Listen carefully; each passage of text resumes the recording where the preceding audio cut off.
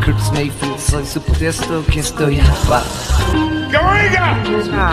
Don't worry. I expect you have something to say to me.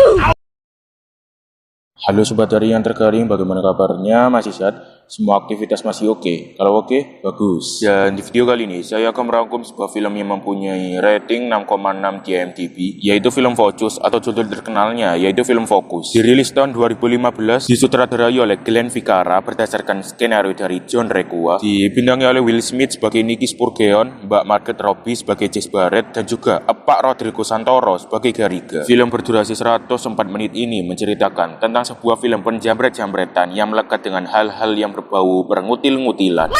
Oke, tahu usah berpidato lagi? Mari kita masuk ke alur ceritanya.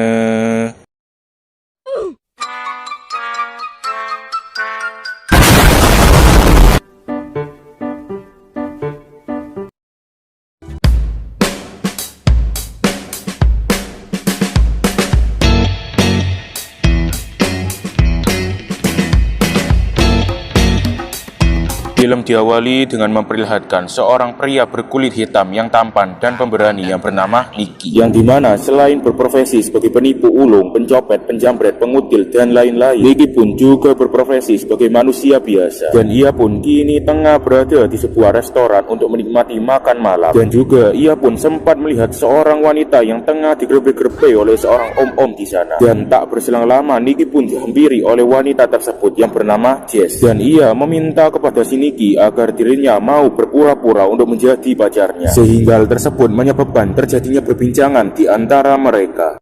Jess. Nicky.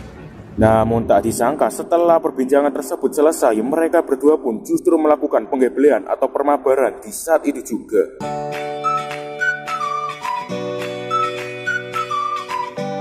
Namun tak hanya itu, hal yang tak terduga pun juga terjadi. Oh my god, it's my husband.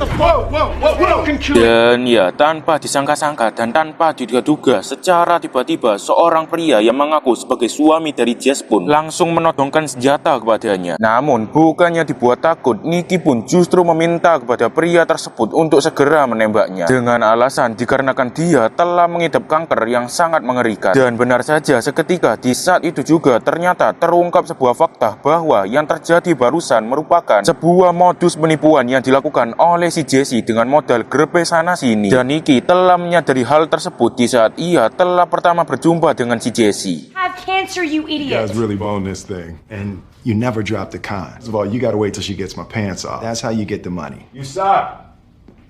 Bullshit. Dan setelah kejadian tersebut, Nicky pun akhirnya memutuskan untuk menemui si Jess dan melakukan sedikit perbincang-bincangan di sebuah restoran, yang dimana Nicky menceritakan tentang asal-usul keluarganya yang bekerja sebagai maling, seperti ayahnya, pamannya, kakeknya, bahkan dirinya. Dan oleh sebab itu, Jess yang sepertinya tertarik dengan cerita yang disampaikan oleh si Nicky pun akhirnya meminta kepada si Nicky agar dirinya mengajarinya dalam hal pengutil-ngutilan. Alright, we're gonna make this quick because it's really cold. This is a game of focus. Dan benar saja, tepat seperti yang ia katakan bahwa Nicky mempunyai skill maling di atas rata-rata. Dan hal tersebut dibuktikan dengan dirinya yang mampu mencuri barang-barang dari si Jessie dengan modal cuma grepe-grepe. Okay, I get it. I work out. Thank you very much. Dan di keesokan harinya, tepat pada daerah New Orleans, Nicky pun akhirnya bertemu kembali dengan si Jessie yang tertarik dan ingin bergabung dengan si Nicky, dengan alasan dirinya tak ingin melakukan kejahatan secara pontang-panting. Mendengar hal tersebut, Nicky pun tak serta-merta menyetujuinya dan justru menyuruh kepada si Jessie agar dirinya menunjukkan skill copetnya kepada dirinya, dan juga ditemani atau dikoci oleh asistennya yang bernama Horst di sebuah festival. Do the touch, and I dig it to the nearest mailbox, okay?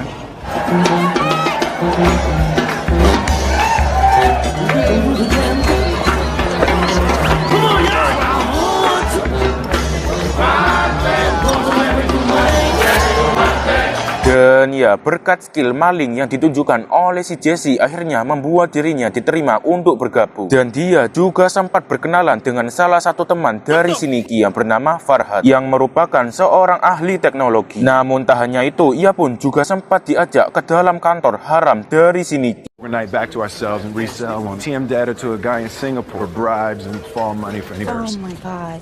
yang dimana di dalam tempat tersebut terdapat banyak sekali harta benda yang dicuri oleh mereka. Namun tak hanya itu, hal yang tak terduga pun juga terjadi. You sure?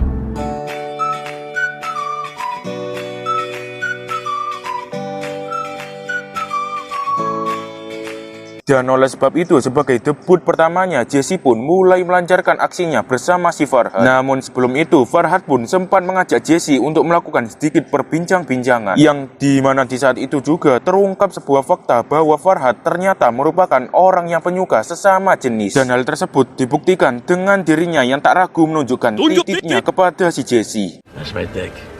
오, cantik. 신데요.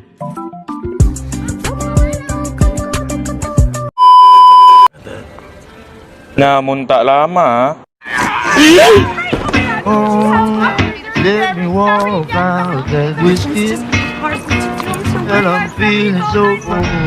I guess that's just... dan di keesokan paginya setelah pekerjaan pencopetan yang telah mereka lakukan, Nicky beserta si Jesse pun akhirnya memutuskan untuk rehat sementara dengan cara melihat sebuah pertandingan sepak bola rugby. Namun dikarenakan film ini merupakan film bertema pengutil-ngutilan, perehatan tersebut pun juga bukan hanya dilakukan dengan melihat pertandingan, melainkan melakukan perjudian. We'll bet you $1 I catch that hot dog. Down there? Namun tak lama, secara tiba-tiba seorang pria berwajah Tionghoa yang bernama Li Yuan pun nyaut dan ikut dalam perjudian mereka. Dan dia terus menekan dan mengajak si Nicky untuk berjudi dengan dirinya. Namun naasnya, Li Yuan yang memang sejatinya merupakan seorang yang pejudi profesional pun benar-benar menguras keuangannya. Dimulai dari taruhan $1.000, $10.000, $50.000, $100.000, bahkan $1 juta.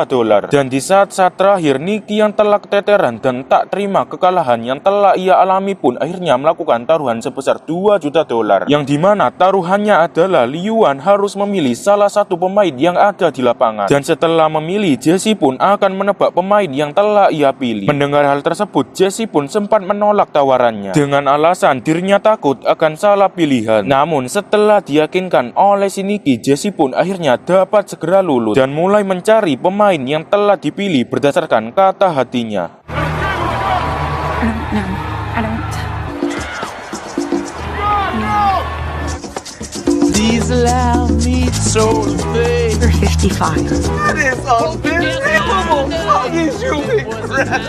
Dan benar saja, saat Jesse melihat dan memilih si Farhad, tebakan yang telah dibuat oleh mereka pun akhirnya dimenangkan oleh si Nicky. Dan hal tersebut bukan tanpa sebab, dikarenakan semua hal tersebut merupakan suatu rencananya. Saat ia mengetahui bahwa Li Yuan akan berada di sini, dan ia mulai mempengaruhi pikiran dari si Li Yuan dengan cara menempatkan nomor 55 dan juga gambar si Farhad di segala penjuru. Namun tak hanya itu, hal yang tak terduga pun juga terjadi.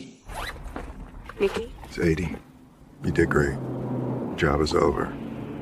Nicky? What's going on? Dan ya, tanpa alasan yang cukup jelas, Nicky pun meninggalkan si Jesse di dalam taksi tersebut. Setelah 3 tahun kemudian, singkat cerita, Nicky pun kini bekerja sebagai teknisi di sebuah sirkuit balapan yang dikebawahi oleh seorang pria Spanyol yang bernama Mr. Garriga. Dan ia menawarkan kepada si Nicky sebuah misi-misi yang cukup penting dan hanya bisa dilakukan oleh penipu seperti si Nicky, yaitu menjual sebuah algoritma bahan bakar palsu dari produknya yang bernama EXR kepada saingannya yang bernama McEwen. Dan sebagai upahnya, Nicky pun akan mendapatkan 100% dari penjualan EXR palsu tersebut. Namun sebelum itu, mereka pun harus melakukan drama sinetron pada umumnya di pesta malam hari nanti, guna untuk menarik simpati dari McEwen. Yes, Mr. Garriga, we have a... That's great. Appreciate your time. Thank you. I'll see you tonight. Dan di malam harinya, Nicky pun akhirnya datang ke pesta tersebut.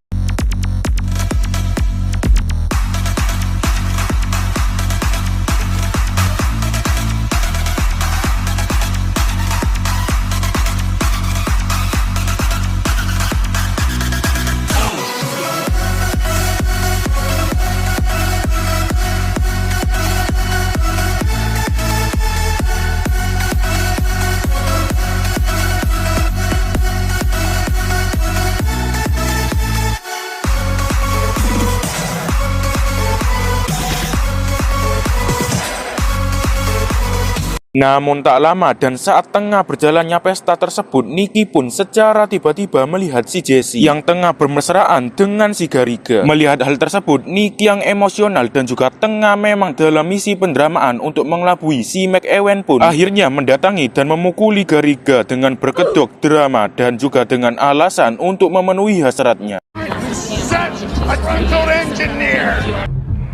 Would like to have lunch. Information is on the card.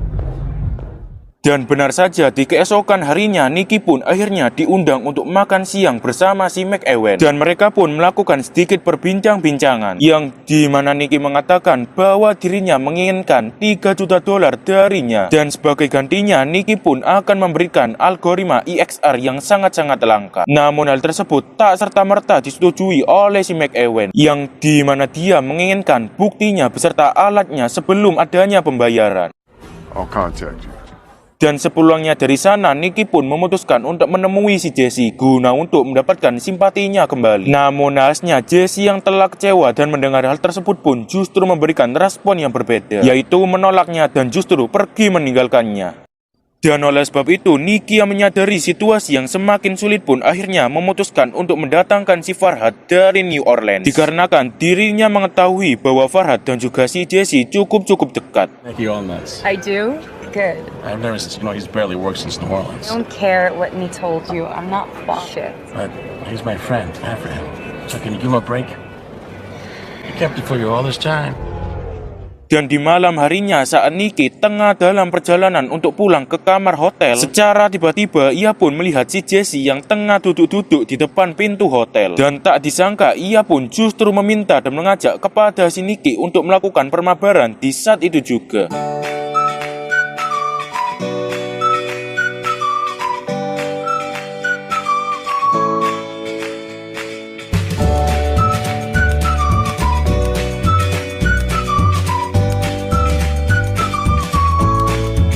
Dan benar saja, setelah kegiatan permabaran tersebut, Nicky pun dihampiri oleh asisten dari si Gariga yang bernama Bucky, guna untuk mengingatkan si Nicky akan pemberlakuan rencana Gariga kepada McEwen. Namun nahasnya, saat ia melihat kamar Nicky yang cukup berantakan, ia pun bergegas untuk memeriksanya dengan alasan memastikan akan adanya yang berkaret-karet. Sorry, panini. Turkey sandwich for lunch.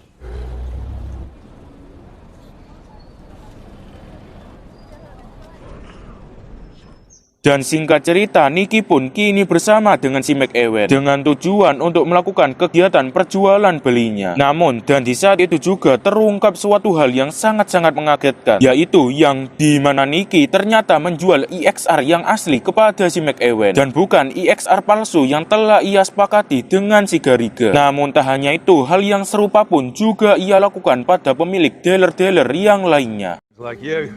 Who needs luck? I wish you the best of luck. Friends like you, who needs luck? Best of luck. With friends like you, who needs luck? Friends like you, who needs luck? Who needs luck? Dan oleh sebab itu, berkat hasil penjualan EXR yang telah ia dapatkan sebesar $27 juta, Nicky pun akhirnya memutuskan berniat untuk melakukan pelarian bersama si Jesse sebelum Gariga mengetahui akan hal yang telah ia lakukan kepada EXR-nya. Namun, dan saat di tengah perjalanan, mereka berdua pun harus terciduk dan tertangkap oleh mata-mata si Gariga yang bernama Gordon, yang selama ini telah mengetahui dan menyadari gerak-gerik dari si Nicky. Dan saat di dalam penginterogasian tersebut, ternyata terungkap sebuah fakta bahwa penyebab dari dirinya bisa mengetahui rahasia dari EXR adalah dikarenakan dia telah memanfaatkan si Jesse dengan bermodalkan kalung yang telah ia berikan pada tempo hari yang lalu, yang dimana kalung tersebut telah dipasangi oleh semacam pembuka kode nirkabel, sehingga saat Jesse memakai kalung tersebut di dekat Gariga, maka dirinya akan dengan sangat-sangat mudah untuk membobol sistemnya. Namun tak hanya itu, hal yang tak tak terduga pun juga terjadi. About a year ago, I pick up the phone. Another fucking word. Namun tak disangka saat Nicky hampir saja wafat dengan luka tembakan yang telah ia terima pun secara tiba-tiba Bucky pun bergegas untuk menolongnya. Dan hal tersebut bukan tanpa sebab dikarenakan ternyata Bucky merupakan ayah dari si Nicky dan ia telah bekerja sama dengan si Nicky dalam hal tersebut. Dan oleh sebab itu Bucky yang menyadari situasi yang semakin sulit pun akhirnya mengantarkan si Nicky untuk pergi ke rumah sakit. Namun tak hanya itu, di saat hampir sampai tak diduga Bucky pun pergi meninggalkan mereka dan ia juga membawa uang-uangnya sebesar 27 juta dolar untuk pergi bersama dirinya. Yang kena tembak siapa yang dapat siapa. Trust me. I got you.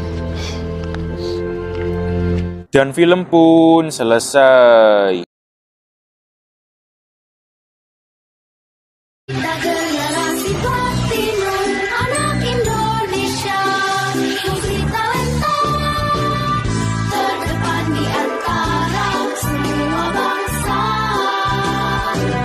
Morinaga Platinum mendukung si kecil dalam mengasah multitalentanya dan membantu optimalkan fungsi saluran pencernaan.